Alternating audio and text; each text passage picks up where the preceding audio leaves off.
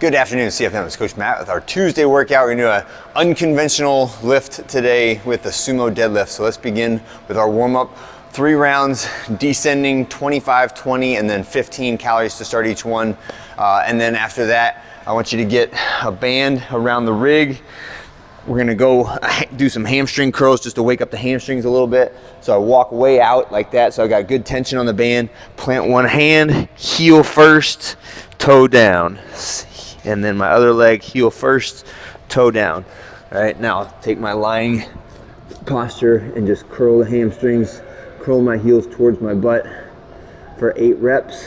When I'm done, sneak one leg out, sneak the other leg out, and I'm free, okay? I'm free. You hear me? All right, next one, standing figure 4. So a little bit of balance work today.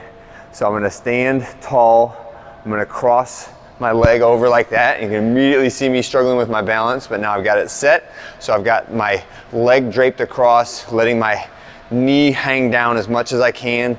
Start with my hands reaching up, fingertips pointing towards the sky, and then I'll slowly reach down.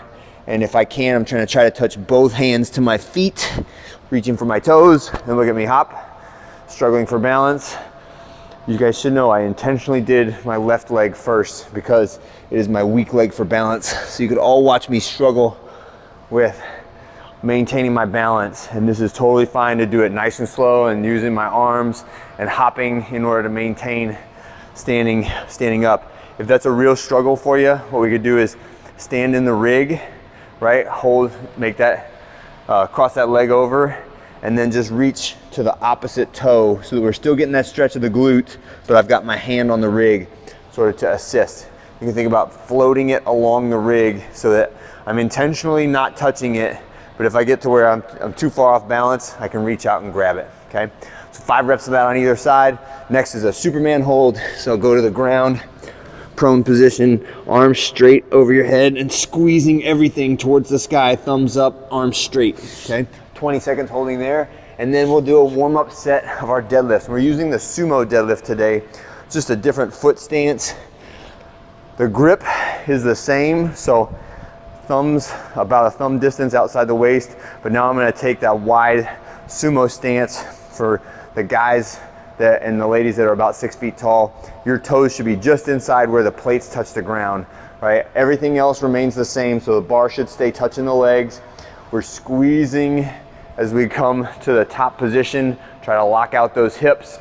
Toes can be pointed out slightly, but we're making sure that I'm not just turning this into a squat with wide stance and the bar down low. I wanna make sure I'm still hinging, so I'm gonna initiate by pushing my hips back, pulling my chest up away from the ground, keeping that bar in contact with the legs. When I reach the level of my shins, then I can push those knees out, right, and bend the knees a little bit more. But I wanna make sure that we're still hinging the way that we would be hinging in a conventional deadlift. I just have a wider foot position. You'll feel this more in the adductor muscles higher up in the hips, and you'll probably not do quite as much as you do with a conventional stance unless you pull with the sumo stance regularly. And this is why you see it a lot in powerlifting meets. Is it's a slightly shorter distance that you have to move the weight, so a lot of the biggest lifts out there are with the sumo stance. And I'm personally not sold either way on sumo versus conventional. As long as you're varying it periodically and not getting so attached to either one of the movements, I feel like that's the best blend of strength and flexibility, right? So we're doing 4 sets of 7, no superset on this today, and then we'll get right into our complex in just a sec.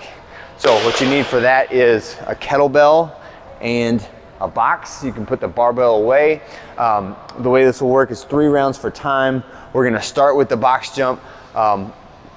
Mindset on that is I'm fresh every time I get to the box, right? Even though you're gonna have 2 other rounds to do and you're gonna have to finish some other kettlebell stuff, and that is always based on I don't wanna see anybody bark their shins on a box. So when we start this, the very first thing we're gonna do is those 24-inch box jumps, 12 reps of them, 20 inches for the ladies, 24 for the guys.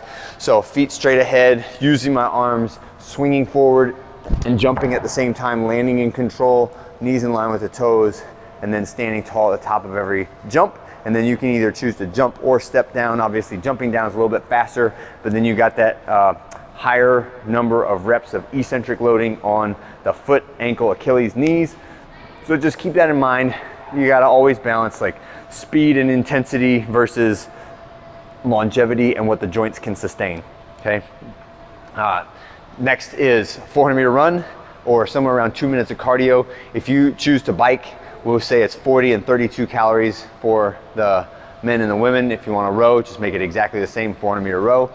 When you come back in, we have a single kettlebell, and we're going to do a little complex with it. So I would like for you to choose a challenging weight. 53-35 is usually a reasonably challenging weight for these, and see if you can get the entire circuit done without setting the kettlebell down. So we're going to start with 8 reps of an American swing. So that is from the hips all the way to the overhead position. After you get 8 reps of that, then we're going to go 6 reps of a Russian swing.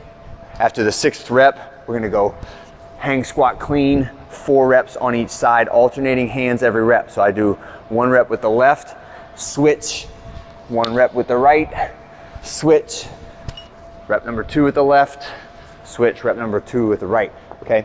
So that's a total of 4, so right, left, not 4 per hand, 2 per hand, right, left, okay? And this is a 3-round for time workout, should be relatively quick. So think about it in that medium time duration, should be relatively tired when you finish this one today. And that's it for today. Make sure you do your cool down and sugar WOD. I'll see you guys for our Wednesday workout.